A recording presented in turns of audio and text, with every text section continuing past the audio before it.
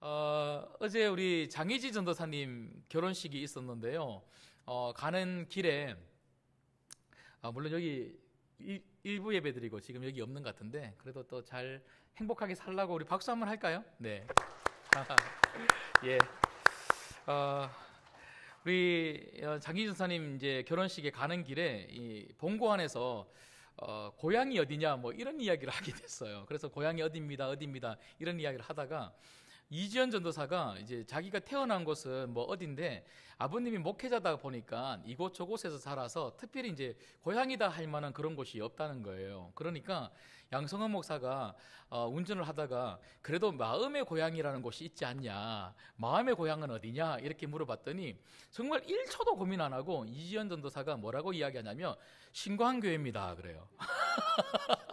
제 마음의 고향은 신광교회입니다 그러는데, 야, 우리가 막 감탄을 하면서 박수 치면서 맞다, 신광교회가 우리 마음의 고향이다. 여러분 다 그러시죠? 예, 우리 각자의 고향이 있지만 신광교회 그 이름만 우리가 떠올려도, 늘 교회만 생각해도 우리 삶의 자리에서 너무 오고 싶고 너무 이제 성도들 같이 만나고 싶고 함께하고 싶은 마음 정말 크리라고 생각을 합니다. 안타깝게도 한 2주 정도 더 이제 연장이 이제 4단계가 되면서 비대면으로 지금 계속 진행되고 있는데요. 물론 이 자리에 많은 분들이 오셨지만 이제 한 89명까지밖에 못 오시니까 다른 분들은 이게 안 오신 게 아니고 못 오시는 거잖아요. 못 오셔서 이제 영상을 통해서 예배 드리고 있는데, 우리 한 주간 그리고 또 앞으로 2주간 동안 정말 우리 신광교회 내 고향 우리 마음의 고향인 우리 신광교회를 늘 생각하면서 교회를 위해서 기도해 주시고 성도들을 위해서 기도해 주시면 감사하겠습니다.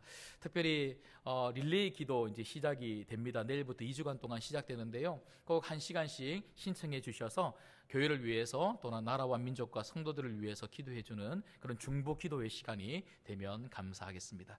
이 시간 좌우로 앞뒤로, 그리고 가족들, 영상을 보시는 분들은요, 가족들에게 이렇게 한번 물어보시죠.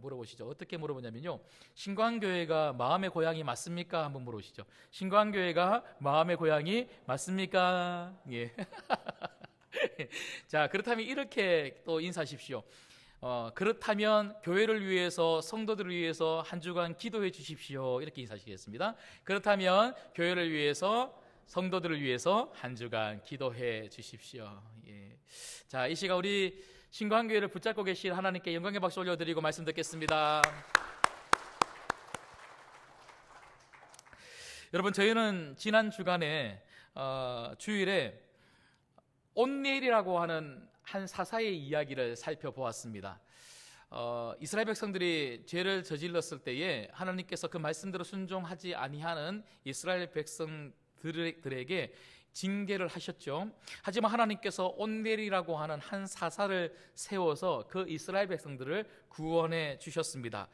구산 리사다임이라고 하는 메소포타미아 왕 그 손 아래에서 고통당하고 있는 이스라엘 백성들을 구원해 주셔서 40년이라고 하는, 온넬이라고 하는 사사가 살아있는 그 40년 동안 그 땅에, 이스라엘 땅에 평온함이 찾아왔다, 그렇게 이야기를 하고 있는데요.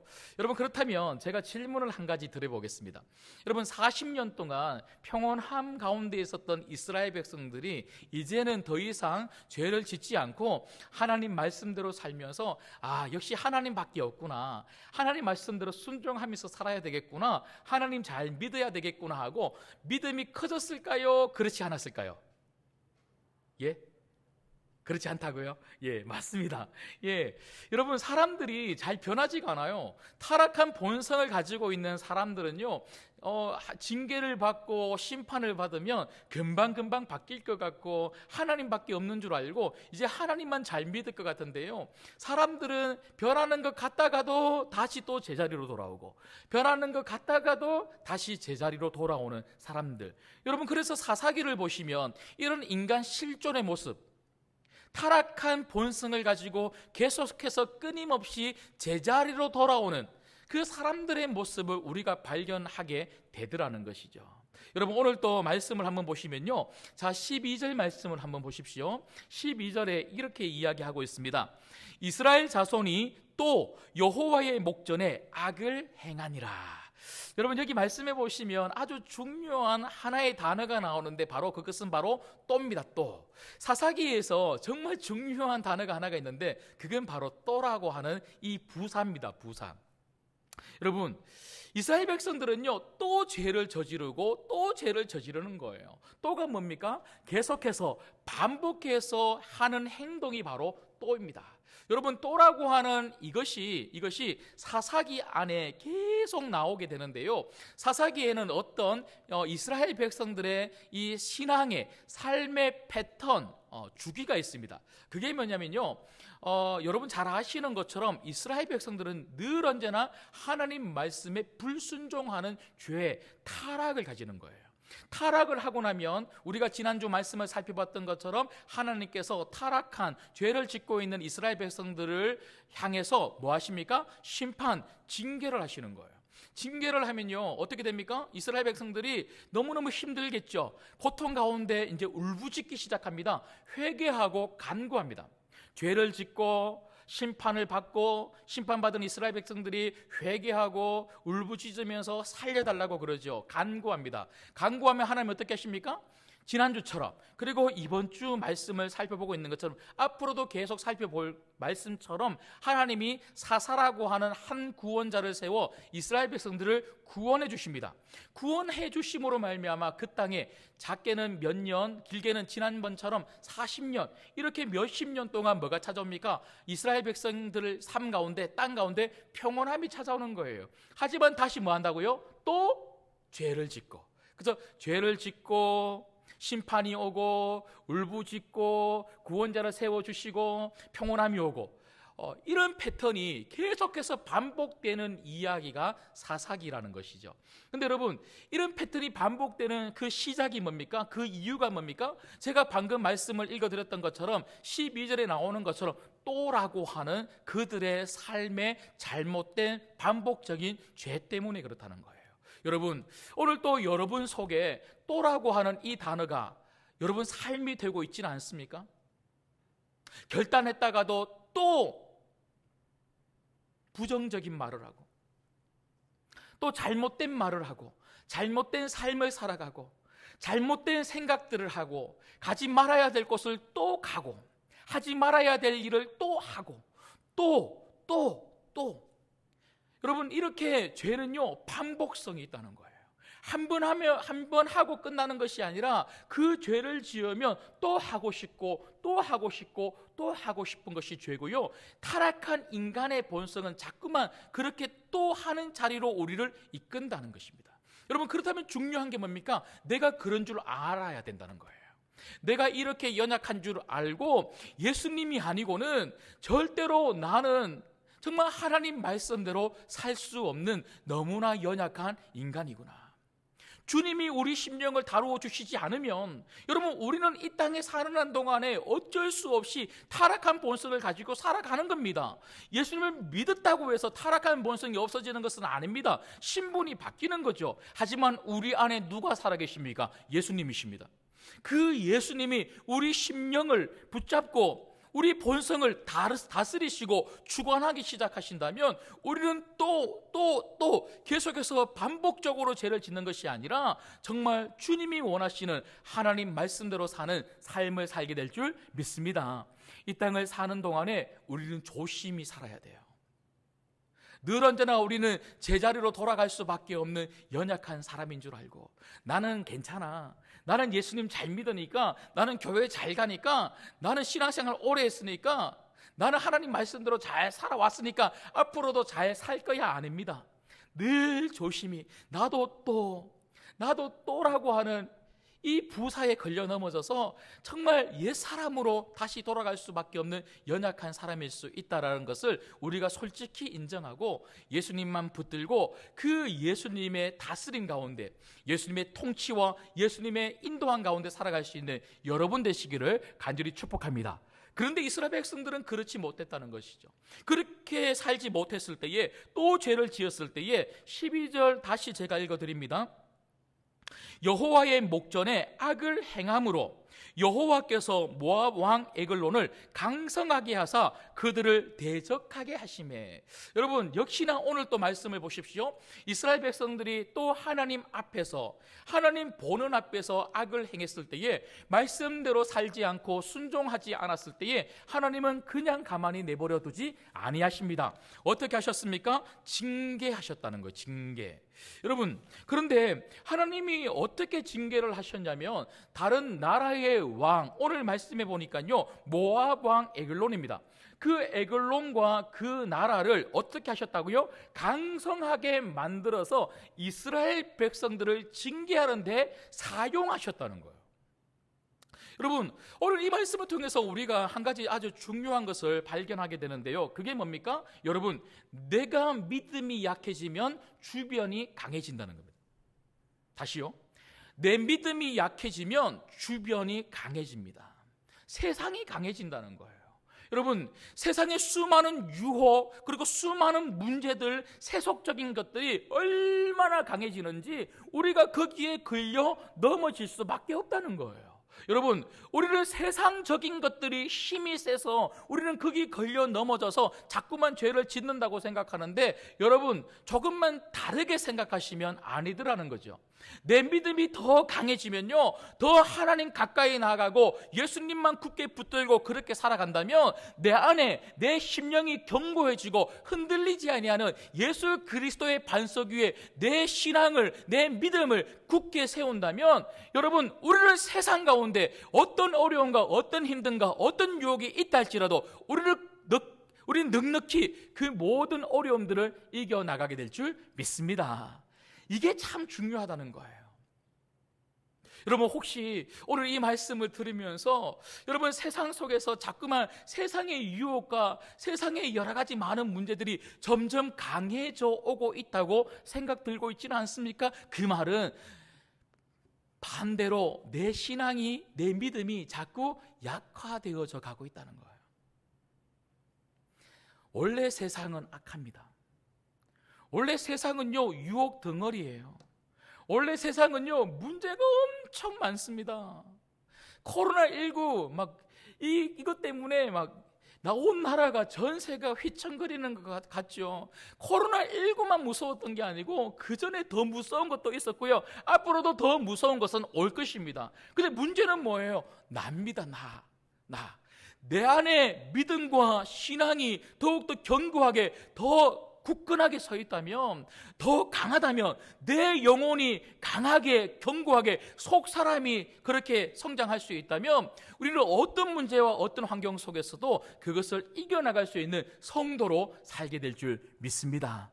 여러분, 오늘 또 이 말씀 앞에 여러분 내면을 한번 점검해 보시고, 오늘 또 여러분 내면이 하나님 말씀으로 더욱더 견고하게 세워지는 오늘 이 주일이 되기를 주님의 이름으로 축복합니다.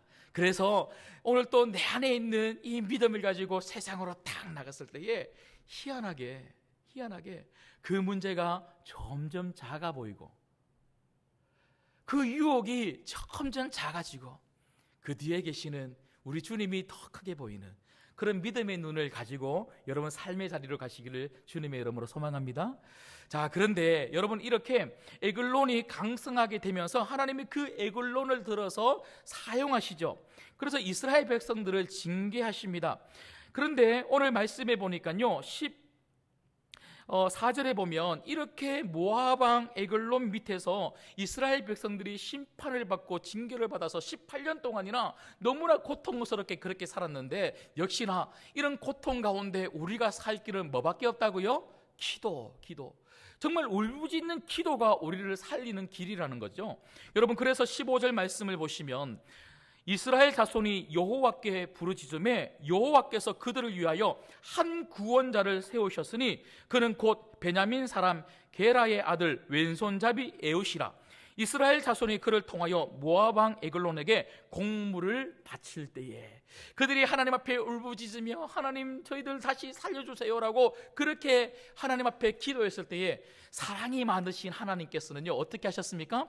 이스라엘 백성들을 회복시키기 위하여 구원자를 세워 주셨다는 거죠. 여러분, 지난 주간에 제가 주일에 말씀을 드리면서 여러분들에게 하나의 명제, 그 문장을 꼭 기억하라고 한 것 기억나십니까? 예. 제가 뭐라고 그때 말씀을 드렸냐면, 우리가 하나님 말씀대로 살지 못하고 불순종하면 뭐가 온다고요? 징계가 오고 심판이 온다라고 제가 그렇게 말씀을 드렸습니다. 이게 진리라는 거예요. 그런데 오늘 말씀을 통해서 또 우리가 하나의 중요한 명제, 중요한 진리가 있는데 이걸 꼭 붙잡아야 되는데, 그게 뭐냐? 우리가 어떻게 살았다 할지라도, 어떤 잘못을 저질렀다 할지라도 우리가 그것이 잘못인 줄 알고 하나님 앞에 회개하고 울부짖으면 하나님이 우리를 구원하시고 우리를 회복하시고 다시 우리를 축복하신다는 것입니다. 여러분, 이것을 믿으시기를 주님의 이름으로 소망합니다. 잘못하면 징계도 오기도 하지만 회개하면 축복이 온다는 거예요. 이게 사사기 전체적으로 흐르고 있는 하나님의 중요한 메시지입니다. 여러분, 그런데 저는 오늘 이 말씀을 통해서 이렇게 하나님께서 한 구원자 에우스라고 하는 왼손잡이를 세웠는데요. 이 에우스는 어떤 사람입니까? 에골론에게 곡물을 바치던 사람이었다라고 이야기를 하고 있습니다. 여러분, 곡물을 바치는 게 뭡니까? 이스라엘 백성들에게 세금을 거두어 드렸다는 거예요. 이스라엘 백성들에게 세금을 거두어 들여서 거두어 들인 그 세금을 한꺼번에 모아서 모압 왕 에글론에게 갖다 주었던 역할을 했던 사람이 누구냐면 바로 에웃이었습니다. 그러니까 예수님 시대로 이야기하며 바로 세리장과 같은 그런 역할을 한 사람이 바로 에웃이었다는 거예요. 여러분, 이 에웃은 물론 그 위치가 얼마나 높은 위치인지는 잘 모르겠지만 적어도 왕을 만날 수 있는 위치는요, 낮은 직급은 분명히 아니었을 것입니다. 하나님이 이렇게 에웃이라고 하는 한 사람을 그렇게 높이 들어서 특별히 오늘 말씀을 읽었던 것처럼 무엇 하는 데 사용하셨습니까? 바로 모압 왕 에글론을 죽이는데, 모압 왕 에글론은 누굽니까? 한마디로 이야기하면 이스라엘 백성들을 힘겹게 만드는, 고통 가운데 있도록 만드는 너무나 악한 왕과 나라가 바로 모압이었다는 거예요. 죄악 덩어리죠, 죄악 덩어리. 그 죄악 덩어리를 처리하는 데에, 그리고 그 왕을 죽이는 데에 바로 이 에웃이라고 하는 한 사람을 사용했다는 것이죠. 여러분, 저는 오늘 이 말씀을 통해서 정말 아주 중요한 메시지 한 가지만 여러분들과 좀 나누려고 합니다. 여러분, 오늘 이 말씀을 통해서 하나님은 우리들에게 너무나 중요한 명확한 한 가지의 메시지를 주고 계시는데, 그게 뭐냐? 그것은 바로 우리는 약해도 쓰임 받을 수 있다는 것입니다. 여러분, 여기에 강한 분들 계십니까? 세상적으로 많은 것들을 가져서 정말 많은 사람들이 부러워할 만한 정말 그러한 것들을 가지고 나는 참 강한 사람이야 라고 자랑할 만한 그런 많은 것들을 가진 분들이 계십니까? 그런 분들도 분명히 있을 수 있겠죠. 근데 여러분, 하나님은 강한 사람도 사용하시지만 약한 사람도 사용하신다는 거예요. 하나님은 있는 사람도 사용하시지만 없는 사람도 사용하십니다. 하나님은 부자도 사용하시지만 하나님은요, 가난한 사람도 사용하십니다. 하나님은요, 10,000명, 20,000명 되는 교회도 사용하시지만 2-3명, 30명밖에 안 나오는 개척교회도 하나님은 사용하십니다. 여러분, 작은 교회라고 해서 그 교회가 한국 교회가 아닌 게 아닙니다. 우리가 보통 한국 교회를 위해서 뭔가 해야 되는 역할을 하는 교회들, 그렇게 하면요, 늘 언제나 서울에 있는 몇몇 교회들, 그런 몇만 명 되는 교회만 생각하는데 그런 교회만 한국 교회를 살리는 교회가 아닌 거예요. 여러분, 개척교회도 하나님이 붙잡아 사용하시면 한국을 살리는, 조국을 살리는 귀한 교회로 사용되게 될 줄 믿습니다. 우리 신광교회도 하나님이 붙잡아 사용하시면 정말 이 나라, 이 민족, 이 인천을 살리는 놀라운 교회로 쓰임을 받을 수가 있다는 것이죠. 약해도 쓰임 받을 수 있습니다. 여러분, 좌우로 한번 보시면서 한번 인사하시죠. 하나님이 당신을 사용하십니다. 인사하시겠습니다. 하나님이 당신을 사용하십니다. 예, 하나님이 당신을 사용하십니다. 여러분, 그래서 바울이 고린도전서 1장 26절에 이렇게 이야기하고 있죠. 형제들아, 너희를 부르신 부르심을 보라. 우리 예수님이 우리 어떤 사람을 부르셨는지 한번 보라. 육체를 따라 지혜로운 자가 많지 아니하며 능한 자가 많지 아니하며 문벌 좋은 자가 많지 아니하는도다. 많지 않다는 말은요, 있단 말이죠. 여러분, 물론 지혜로운 사람들이 있습니다. 학벌 좋은 사람이 있습니다. 교회 안에 돈 많은 사람이 있습니다. 사람들이 부러워할 만한 그런 직업을 가지고 있는 사람들 있습니다. 그런데 하나님은, 우리 예수님을 그런 분들만 교회 안에 불러 모아서 그런 분들을 통하여 역사하시고 하나님의 일을 펼쳐가시는 것이 아니라 오히려 훨씬 더 많은 연약하고 약하고 스스로 참나 부족함이 많은 사람이다라고 그렇게 말할 수밖에 없는 그런 사람들, 드러내고 자랑할 만한 그런 가문이나 가정이 아닌 사람들, 그런 사람들도 하나님이 분명히 사용하신다는 거예요. 여러분, 그러고 보니까 지난주에 제가 살펴보았던 온니엘이라고 하는 그 사사와 오늘 여기에 나오는 에웃이라고 하는 사사를 한번 살펴보십시오. 온니엘은요, 적어도 굉장히 좋은 믿음의 가문 안에서 자랐던 사람입니다. 갈렙이라고 하는 삼촌 밑에서 영향력을 엄청 받았던 사람이 바로 온니엘입니다. 그러나 오늘 여기 나오는 에웃은요, 그런 가문도 아니에요. 여러분, 그러면 여러분 신앙이 3대째 4대째 그런 가정, 그런 믿음의 가정만 하나님이 좋아하시고 그런 가정 안에서 나오는 자녀들만 하나님이 사용하시는가? 아니라는 거예요. 나 혼자 교회 다니고 이제 겨우 1대째 신앙생활하고 있는 그런 성도님들, 그런 집사님의 아들, 딸들은 하나님이 안 붙잡아 주십니까? 아니라는 거죠. 하나님은 어떤 사람도 누구도 반드시 붙잡아 사용하신다는 것입니다. 중요한 게 뭡니까? 깨끗하면 되는 거예요. 깨끗하면 되는 거예요. 바울이 말하고 있는 것처럼 하나님의 집에는요, 금그릇도 있고 은그릇도 있고 나무도 있고 질그릇도 있어요. 흙으로 만들어진 것도 있어요. 하나님은 질그릇도 쓰시지만 금그릇도 쓰시고요, 하나님은 은그릇도 쓰시지만 나무 그릇도 쓰십니다. 그런데 어떤 그릇을 못 사용하십니까? 더러운 그릇, 깨끗하지 못한 죄악 덩어리는 안 된다는 거예요. 깨끗한 그릇들이 되시기를 주님의 이름으로 축복합니다. 오늘 이 에웃이 바로 그런 사람이었다는 거예요.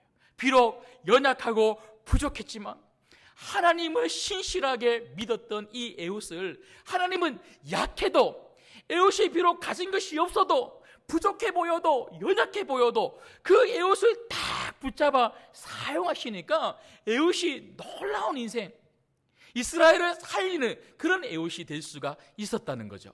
특별히 여러분, 오늘 저희가 읽었던 말씀에 보시면요, 에웃을 가르쳐 왼손잡이 에웃이다 이렇게 이야기를 합니다.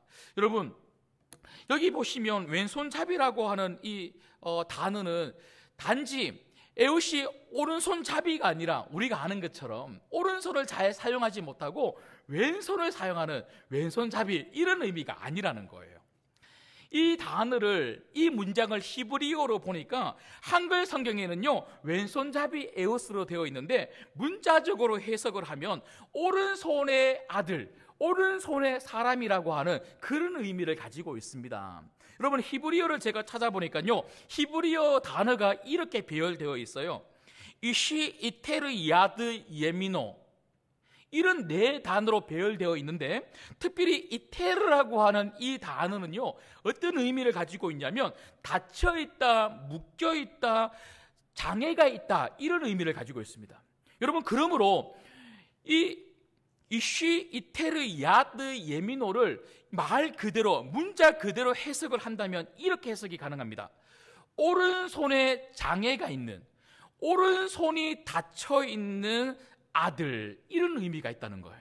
그러니까 왼손잡이 에웃은요, 오른손이 닫혀있는, 오른손에 장애가 있는 에웃, 이렇게 우리가 해석이 가능하다는 거죠. 여러분, 지금은 그렇지 않아요. 지금은요, 장애가 있다고 해서 우리가 그 사람을 함부로 평가하거나 이야기하지 않습니다. 다 똑같은 동등한 사람들이죠. 우리는 차별하지 않습니다. 그러나 수십 년 전만 해도 우리가 장애를 가지고 있다는 것에 대해서 굉장히 차별하던 그런 사회를 우리는 분명히 살았습니다. 하물며 이 당시만 해도요, 오른손을 쓰지 못하는 것은 단지 장애가 있기 때문에 차별을 받은 것은 아니고 어떤 의미를 가지고 있냐면요, 당시 남자들은 남자들은 굉장히 힘을 얼마나 많이 가지고 있느냐에 따라서 평가받던 시대였습니다. 전쟁을 하지 않습니까? 나라와 나라, 부족과 부족 간의 이 전쟁 사회 안에서 힘을 얼마나 가지고 있느냐. 근데 그 힘은 어디서 나오냐면 오른손에서 나온다고 생각했어요. 그러니까 오른손에서 칼을 잡고 활을 잡고 창을 잡아서 이 오른손을 잘 사용할 때 그 남자는 용사다, 이렇게 생각했단 말이죠. 여러분, 그러니까 에훗은 지금 오른손을 사용할 수 없는, 오른손에 장애가 있는 왼손밖에 사용할 수밖에 없다는 것은요, 그 당시 사회 안에서 많은 사람들로부터 어떤 평가를 받냐면 싸우지 못하는 사람, 싸울 수 있는 힘이 없는 사람, 이런 평가를 받는, 무시당하는 그런 사람이 바로 에훗이었다는 것이죠. 그런데 하나님이 어떻게 하셨습니까? 그런 에훗, 공동체 안에서 사람들로부터는 약함을 가지고 무시를 당하고 있는데, 하나님은 오히려 그를 무시한 것이 아니라 하나님은 그를 주목해서 보셨다는 거예요. 약함을 가지고 있는 그 에훗을 주목해서 바라보시고 그 에훗을 딱 붙잡아서 바로 너다, 너 믿음 좋은 바로 너다, 네가 이 이스라엘을 구원할 사사다라고 그를 부르셨다는 거예요. 특별히 여러분, 오늘 말씀을 통해서 우리는 하나님이라고 하는 이 단어가 등장하지는 않지만 그 이면에 하나님이 이 에훗을 붙잡고 사용하시기 위하여 얼마나 많은 부분에서 역사하셨는지 하나님의 놀라운 손길을 우리는 볼 수가 있습니다.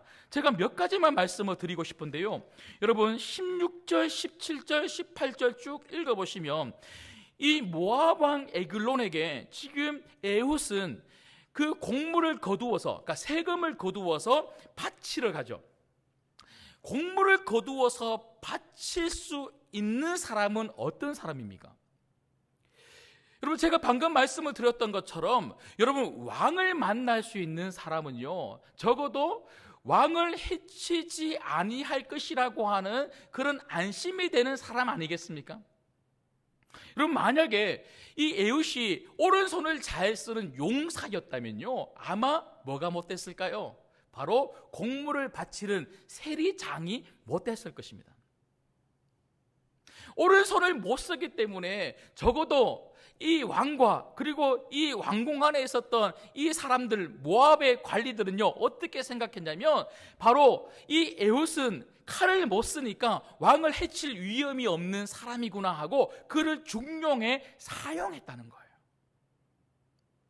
여러분, 이렇게 이미 에훗은 곡물을 바치는 관리가 되어서 그 왕을 만날 수 있는 사람으로 이미 그 위치에 와 있었던 것이죠. 하나님이 이렇게 그 위치에 올 수 있도록 만들어 놓으셨기 때문에 그 뒤에 이 에훗이 그 왕을 독대해서 그 왕에게 칼을 찔러서 죽일 수 있는 그 기회를 얻을 수가 있었던 것입니다. 그런가 하면 여러분 18절 보시면요, 에훗이 곡물을 다른 사람들하고 같이 와서 이스라엘 백성들하고 거두었던 곡물을 바치죠. 바치고 난 다음에 곡물을 바쳤던 모든 사람들이 에훗과 함께 다시 자기의 나라로 돌아갑니다. 근데 돌아가다가 19절 말씀에 보니까요, 길갈 근처에서 나머지는 다 돌아가고 에훗만 다시 왕궁으로 돌아오는 거예요. 돌아와서는 어떻게 이야기합니까? 왕에게, 왕이여, 내가 은밀한 비밀한 이야기를 당신에게 전할 이야기가 있는데 나를 독대해서 만나 주십시오라고 요청하는 겁니다. 여러분, 제가 하나 또 질문을 드려보죠. 만약에 왕이 독대를 요청했을 때에, 아니, 나 너 혼자 못 만나, 다른 내 군대 장관이랑 같이 만나자, 내가 너 어떻게 믿어 하고 같이 만났다면 여러분, 어떻게 에훗이 그 에글론을 죽일 수가 있었겠습니까? 여러분, 이렇게 그 한마디에 당신에게 비밀을 말할 것이 있는데 나를 좀 만나 주십시오라고 하는 이 요청 앞에 기꺼이 기쁨으로, 그래, 너 만나줄게. 사실 이 에글론은 지금 사실 굉장히 기분이 좋은 상태예요. 왜냐하면 이 에웃과 같이 함께 온 사람들을 통하여 많은 곡물, 세금을 지금 받은 상태 아닙니까? 그러니까 그런 곡물을 받고는 기분이 굉장히 좋은 상태에 있었고, 그리고 이 에웃을 좀 신뢰하고 있는, 우리 에웃이 일을 잘하고 있구나, 신뢰하고 있는 이 상태에 하나님이 그 모압 왕 에글론의 마음을 하나님이 움직여 주셨기 때문에 한 번에 그래 너를 만날게 하고 다른 모든 사람들을 물리고 서늘한 방에서 둘이 독대하는 그런 일이 가능했던 것이죠. 여러분, 그런가 하면 한 가지만 좀 더 보고 싶은데요. 여러분, 그 뒤에 말씀을 읽어보시면 이제 에웃이 왼쪽에, 보통 왼쪽에 오른손을 쓰는 사람은 왼쪽에 칼을 차지 않습니까? 근데 에웃은 왼손을 쓰기 때문에 오른쪽에 칼을 찹니다. 근데 그 칼이 몇 센치입니까? 예, 한 규빗 정도 된다 그러죠. 한 규빗은 이 손끝에서 이 팔꿈치까지가 한 규빗인데요, 약 40에서 45cm 정도 됩니다. 그 긴 칼을 딱 차고 이제 들어가서 이제 기회를 딱 엿보다가 둘이 이제 독대하게 되었을 때 어떻게 합니까?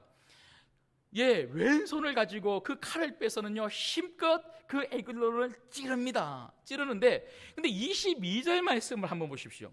22절 말씀을 보시면요, 자, 22절 말씀을 같이 읽겠습니다. 시작. 칼자루도 나를 따라 들어가서 그 끝이 등 뒤까지 나갔고 그가 칼을 그의 몸에서 빼내지 아니하였으므로 기름이 칼날에 엉겼더라. 여러분, 여기 보시면 칼자루도 그 칼날을 따라서 에글론의 몸속까지 들어가서, 우리 한글 성경에 보면 마치 그 칼을 들고 있는 이 칼자루가 등 뒤까지 빠져나온 것처럼 이렇게 보입니다. 여러분, 칼자루가 등 뒤까지 빠져나오려고 하면요, 아마 이 에웃의 왼손은요 그 에글론 비대하다 지금 성경에서 이야기하고 있는데, 그 비대한 에글론의 몸을 통과해서 이 손이 등 뒤까지 나와야지만 칼자루가 나올 수 있지 않겠습니까?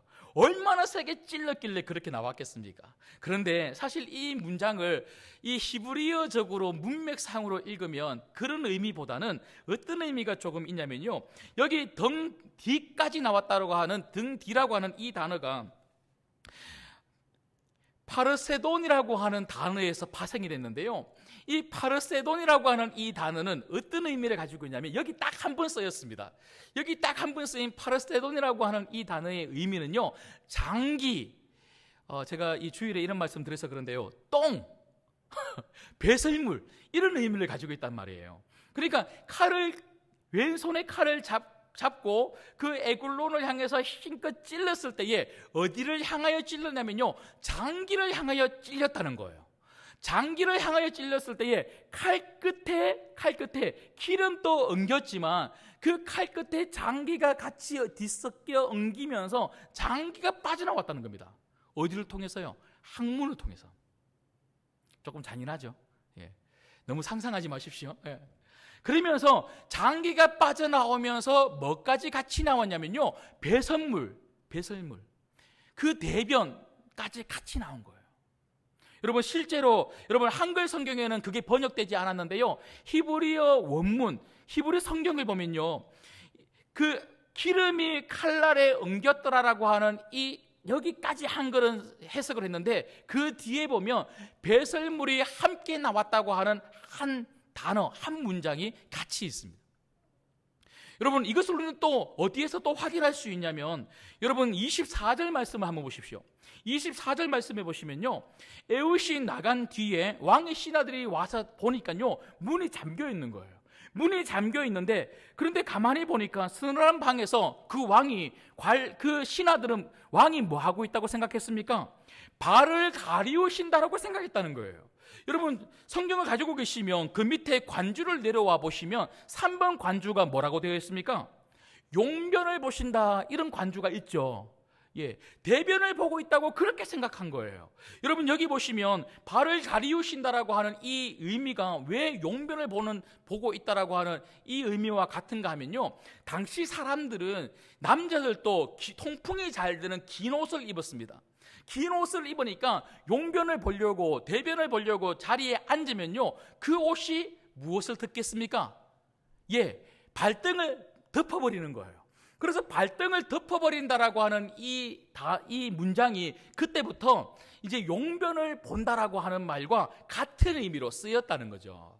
여러분, 제가 왜 이 말을 설명하고 있을까요? 여러분, 만약에 그 에글론의 몸에서 대변이 나오지 않았다면, 대변 냄새, 그 똥 냄새가 나지 않았다면요, 그 신하들이, 그 모압의 신하들이 왕이 계속 안 나오니까 왜 안 나오지 하고 올라와 봤을 때에 당장 그 문을 열어보지 않겠습니까? 그런데 대변 냄새가 나는 걸 보니 왕이 지금 대변을 보고 있구나 생각했다는 거예요. 그러니까 그렇게 생각을 하면서 왕이 대변을 다 볼 때까지 뭐 했겠습니까? 기다린 거죠. 그 기다림 속에 어떤 일이 일어납니까? 여러분 26절 보시면, 저희가 읽지는 않았지만 26절을 보십시오. 그들이 기다리는 동안에, 그러니까 모압의 그 관리들이 기다리는 동안에 에웃이 어떻게 했다고요? 피했답니다. 피해서 에브라임 산지로 돌아와서 이스라엘 백성들에게 나팔을 불면서 어떤 시간을 확보할 수 있었냐면, 이 모압의 군대와 싸울 병사들을 모집할 시간을 모을 수 있었고, 에글론을 죽인 이 에웃이 관리들을 피해서 아무런 어떤 신체적인 손상 없이 잘 나올 수가 있었던 것이죠. 여러분, 제가 몇 가지만 말씀을 드렸지만 우연히 겹치면 필연 아닙니까? 그냥 우연히 에웃이 공물을 바치는 사람이 됐을까요? 그냥 우연히 에글론이 에웃이 만나자고 했을 때 그래 만나자 하고 그렇게 쉽게 만나줬을까요? 왕인데 왕이 그 적군의 나라에 그 관리, 그 사람을 만나줬을까요?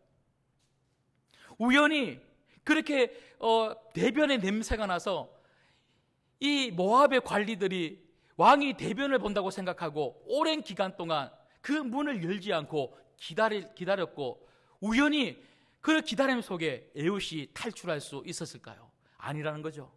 모든 것이 다 하나님의 계획이고 하나님의 일하심이고 하나님의 도우심인 줄 믿습니다. 자, 그렇다면 결론적으로 여러분, 이렇게 하나님이 연약한 에웃을 붙잡아 사용하셨다면 여러분, 우리들은 어떻게 해야 될까요? 그건 바로 강한 하나님의 손에 연약한 우리를 맡겨야 한다는 것입니다. 강한 하나님의 손, 그 능력의 손에 우리를 맡기는 것이 바로 쓰임받을 수 있는 비결이었다는 거예요. 여러분, 에웃은 자기가 연약한 줄 알았어요. 자기가 힘이 없는 줄 알았어요. 자기 스스로 할 수 없다는 것 알았어요. 자기 스스로 하나님이 구원자로 세워주셨지만 내 힘으로 이 이스라엘 백성들을 구원하거나 내 힘으로 이 이스라엘 백성들을 살릴 수 없다는 것을 그는 너무나 잘 알았기 때문에 하나님의 능력의 손, 그 오른손을 의지한 것입니다. 여러분, 오늘 말씀 보십시오. 28절 말씀을 한번 보십시오. 28절에 보면 그들에게 이르되 나를 따르라. 여호와께서 너희의 원수들인 모압을 너희의 손에 넘겨주셨느니라. 누구의 말입니까? 에웃의 말입니다. 에웃이 에브라임 산지에서 이스라엘 백성들을, 싸울 용사들을 불러 모을 때에 그들에게 뭐라고 이야기했냐면, 그는 믿음으로 자기의 신앙을 고백하는 거예요. 바로 하나님이 우리를 도우신다. 하나님이 저 모압을 하나님께서 우리의 손에 넘겨주실 것이다. 에웃은 바로 하나님을 의지했고 하나님의 손을 붙잡은 것입니다. 여러분, 비록 에웃은 오른손이 없었고 오른손을 잘 사용할 수 없었던 장애를 가지고 있었지만, 하나님은 그 능력의 오른손으로 에웃의 오른손이 되어주신 줄 믿습니다. 여러분, 우리도 오른손이 없는 자들 아닙니까? 에웃만 그런 것이 아니라 우리도 오른손이 없는 자들입니다. 오른손을 사용할 수 없는 너무나 연약한 사람들입니다. 가진 것 없고요, 내세울 만한 것 없고요, 어떤 능력도 하나님 나라를 위해서 특별하게 드릴 만한 그런 능력도 없는 사람들이 바로 우리 아닙니까? 너무나 약하고 연약하고 약점투성이인 사람들이 바로 우리입니다.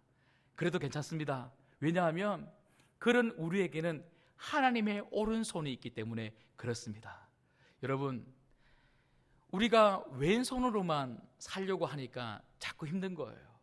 에롯은 비록 왼손이 능한 사람이었지만 그는 왼손으로 산 것이 아니라, 왼손으로 그 모압 왕 에글론을 죽인 것이 아니라 하나님 능력의 오른손으로 그 에글론을 죽인 줄 믿습니다.